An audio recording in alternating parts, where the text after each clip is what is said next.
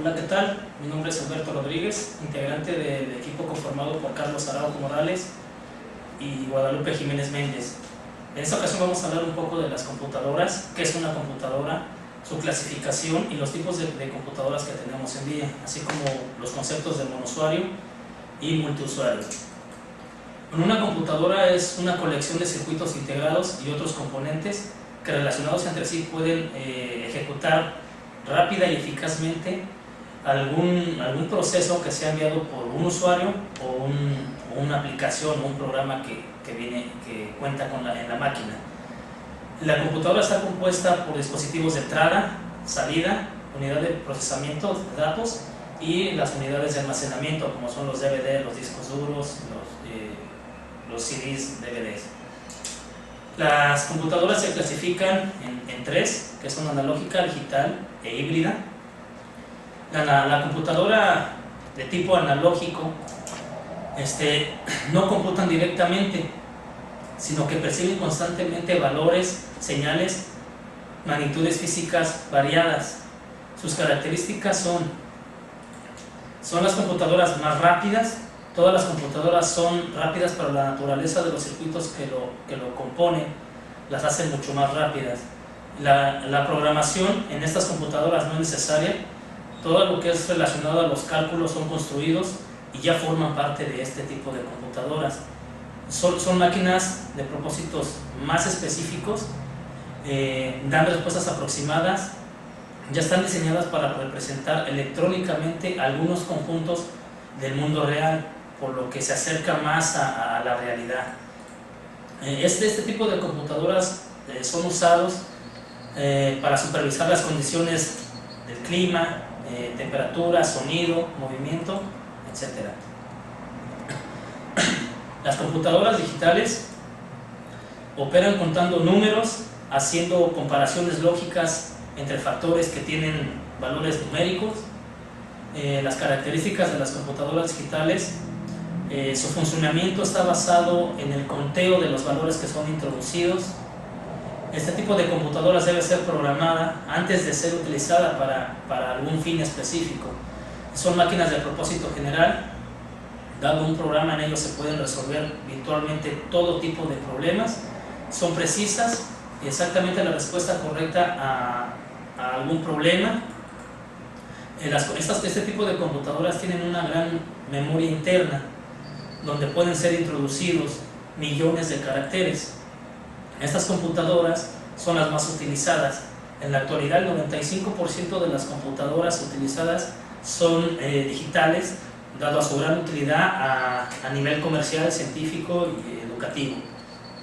Las computadoras híbridas se refiere a un sistema construido en una computadora digital y analógica. ¿Qué queremos decir aquí? Que utiliza ambas características del sistema. En lo que es la analógica, podemos decir en el ámbito petrolero, se utilizan normalmente tipos de computadoras híbridas, las cuales perciben datos de los pozos petroleros mediante pulsos eléctricos y son enviados mediante a una computadora digitalmente, ¿no? Unos y ceros. Los tipos de computadoras que tenemos son las supercomputadoras, maxicomputadoras o mainframe, minicomputadoras y microcomputadoras. Las supercomputadoras son más rápidas y costosas. Científicos de Estados Unidos construyeron una supercomputadora que consistía en 1024 procesadores, a la cual le llamaron Hypercube, que era capaz de resolver problemas 1000 veces más rápido que una maxicomputadora o un mainframe típico. Este tipo de computadoras son usados o creados para cuestiones matemáticas en el mundo real, como sismología, explotación del petróleo, predicción del clima, predicción de la expansión de la contaminación. Las macrocomputadoras o los mainframe son la columna vertebral de las grandes organizaciones. Este tipo de computadoras controlan los dispositivos tanto de entrada como de salida y almacenan grandes cantidades de datos. y son accesibles a usuarios de PCs comerciales y que están conectadas, ¿no?, entre sí. Las minicomputadoras, al igual que las microcomputadoras, tienen propósitos generales, pero mayormente son más poderosos y costosos. Aquí podemos ver que una minicomputadora puede ser una workstation, que es un tipo de computadora que está conectado en red y que da servicios de comunicación, o que se pueden comunicar varias computadoras normales, PCs, laptops, a una red específica, ¿no? Esos son algunos ejemplos de las minicomputadoras, que son computadoras, sus características son que son de capacidad media, usadas en automatización industrial, aplicaciones de multiusuario, ambientes distribuidos, y bueno, todo el trabajo no depende de una sola máquina. Las microcomputadoras, que es lo que vemos más actualmente, son sistemas pequeños de propósitos generales, pero pueden ejecutar las mismas operaciones y usar las mismas instrucciones que una computadora grande, un sistema grande. Estas pequeñas computadoras se encuentran continuamente en oficinas, hogares, escuelas, y bueno, ejemplos de microcomputadoras tenemos actualmente las laptops, los teléfonos celulares como PDA o PALMs, las notebooks y bueno, las computadoras comunes, ¿no?, las desktop. Ahora vamos a hablar un poco de lo que es un sistema monousuario. Un sistema monousuario es aquel que solamente puede ser usado por una sola persona. Podemos decir que es una aplicación que tenemos en una sola computadora y que uno como usuario simplemente puede estar ejecutándola uno solo, que no está en red, no tiene comunicación externa. Lo que es el sistema multiusuario, este sistema está basado en que puede correr una aplicación, puede ser ejecutada por varios usuarios a la vez, independientemente que esté conectada a una red o en un ambiente,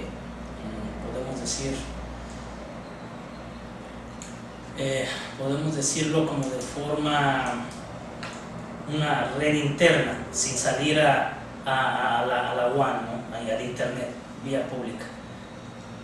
Prácticamente, bueno, eso es lo que hablamos en este tema. Espero que sea de mucha utilidad y muchas gracias.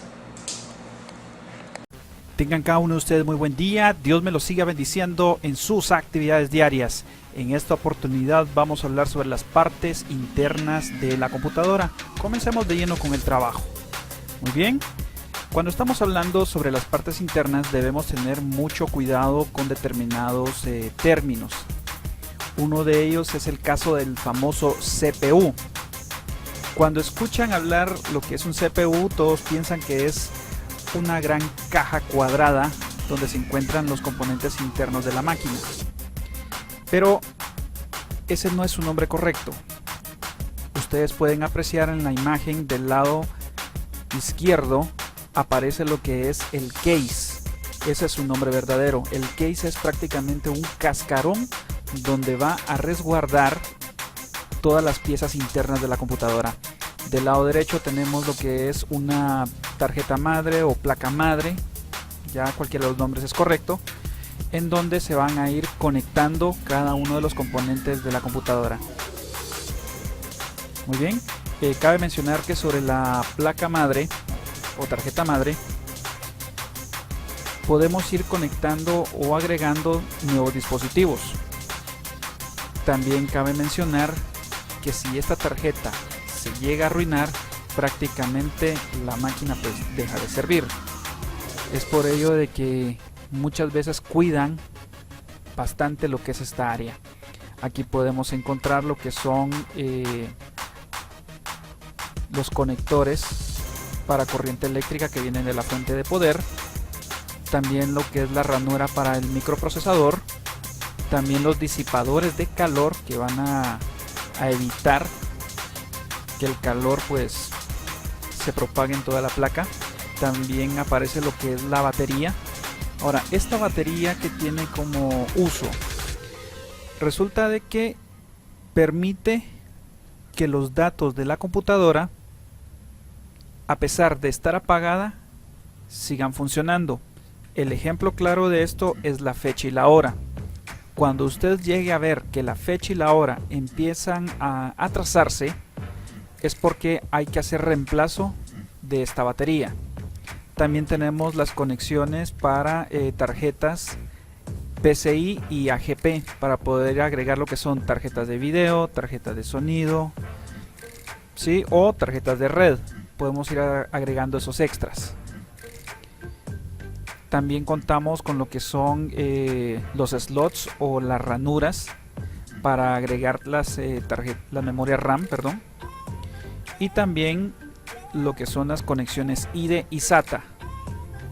Bueno, vamos a empezar a platicar un poquito sobre ello y comenzaremos con la parte del procesador.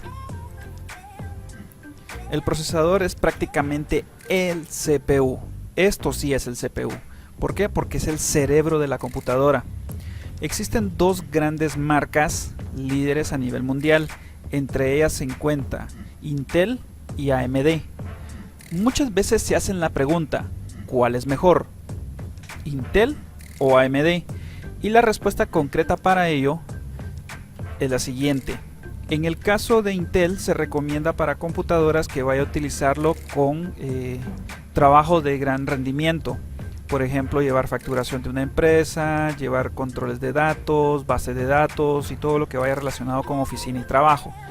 En cambio, AMD es recomendable utilizarse para juegos. ¿Por qué razón? Porque la mayoría de los juegos solo piden lo que es tarjeta gráfica de alta definición y memoria RAM y un buen tamaño de disco duro para poderse ejecutar el juego. Ahora, si usted es de las personas que tiene lo que es su información laboral, pero al mismo tiempo quiere jugar, se recomienda entonces el uso de Intel. Muy bien, encima de este procesador se agrega lo que es el disipador. Esto lo que hace es que ayuda a que lo que es el calor lo evite, a manera de que el procesador pueda trabajar de manera eficiente. Uno de los problemas graves que se da es el exceso de polvo, por eso es de que siempre hay que andarles dando limpieza a estos disipadores, porque muchas veces el cooler fan pues arrastra lo que es el polvo, como lo pueden ver en la siguiente imagen. Puede verse claramente la diferencia entre el disipador limpio y un disipador totalmente sucio. Entonces, por favor, siempre tome nota de esto. Es importante darle mantenimiento porque el polvo es el enemigo número uno de una computadora, y al haber exceso de polvo hay exceso de calor, y cuando hay demasiado calor el equipo por prevención se apaga. Muy bien, vamos a ver sobre las tarjetas que le podemos agregar. Lo he hecho sobre este slot y es la tarjeta de video. Bueno, tarjetas de video pues hay de grandes capacidades, hay de distintos precios y distintas marcas, ¿sí? Es cierto, la tarjeta madre trae su propia tarjeta de video integrada, pero si usted quiere una mejor definición para juegos, ideal es agregar una tarjeta adicional. Muy bien, en el caso de la memoria RAM,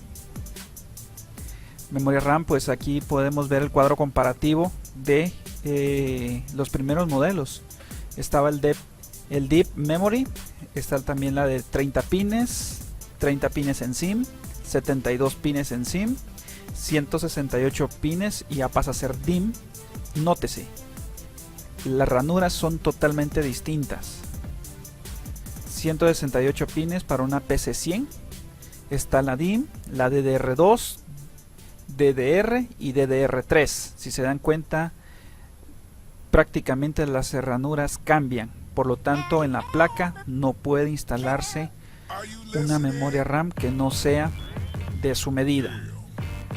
Ahora, cuando usted le quiere dar una limpieza a una memoria RAM, se recomienda utilizar lo que es un borrador blanco y pasar sobre el área de los contactos suavemente.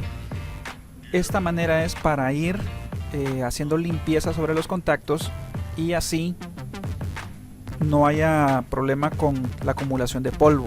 Es cierto, existe lo que es el limpiacontactos, pero en lo personal no se recomienda el uso del limpiacontactos. La razón es que el limpiacontactos deja lo que es partículas de agua, ¿sí? Y a la larga puede producir sarro, provocando lo que es la caída del componente o la ruptura del mismo. Muy bien, adicional a todo esto, pues vamos a hablar ahora sobre los discos duros. Aquí es donde este es el área donde se conectan prácticamente los discos duros. Las conexiones en este caso son SATA. Bueno, existen dos ramas de los discos duros. Bueno, de hecho son 4, pero las más comunes son 2. Entre estas está las conexiones IDE, que posee pines, posee lo que es jumpers, ya para darle la configuración. Si usted desea un disco duro maestro, tal y como lo ve en pantalla, o puede cambiarlo de posición para volverlo esclavo. ¿Por qué esclavo? Para poder colocar 2 discos duros IDE en una misma computadora. En el caso del SATA, pues obviamente todo cambió. Si se da cuenta, antes había mucho problema, que se rompía un cable, que había fisuras en el mismo, ¿verdad? Y por lo tanto se dañaban. O que si en el caso del IDE se doblaba un pin, ya no funcionaba el dispositivo. En este caso cambia totalmente todo. Sí, puede observar de que son prácticamente piezas montables. Eso sí, lo que les decía, hay 4 tipos de discos duros, siempre pues cambiando lo que son las conexiones. Están los discos duros para PC o computadoras y están los discos duros de servidores. ¿Por qué servidor? El servidor es ese tipo de computadora que se va a mantener las 24 horas encendido. ¿Qué tipo de información guarda? Por ejemplo, usted va al cajero automático, necesita retirar dinero. Obviamente todo esto tiene que ir a un servidor para su previa autorización. Entonces estos discos duros fueron diseñados para grandes capacidades y resistencia al momento de tener largas horas de duración. Pueden ver la diferencia entre un IDE y un SATA, que fue lo que platicamos anteriormente, y también la diferencia entre el SCSI y el SAS. Cambian prácticamente las conexiones, ¿sí? Pero como digo, son prácticamente para trabajar con servidores. Muy bien, ahora esta última conexión cuenta también como una IDE. ¿Por qué lo he dejado en esta área? Porque podemos conectar también lo que son las unidades de CD-ROM, ¿sí? Para poder insertar nuestros discos o grabar música o cualquier otro tipo de información en disco. También cabe mencionar que las últimas unidades que han estado saliendo al mercado son tipo SATA, pero sí se puede utilizar en este caso las IDE. Muy bien, entonces eso sería prácticamente con lo de las partes internas de la computadora. Muchísimas gracias por su fina y amable atención.